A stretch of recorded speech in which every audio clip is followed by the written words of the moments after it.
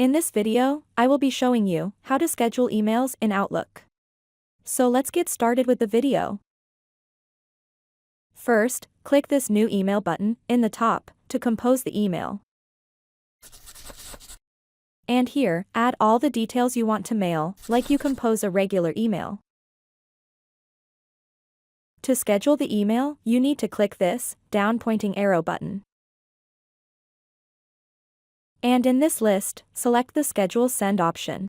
And in this pop-up window, you have two default schedule dates and time.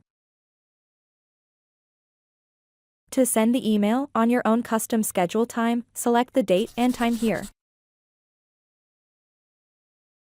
And finally click the Send button to schedule the email.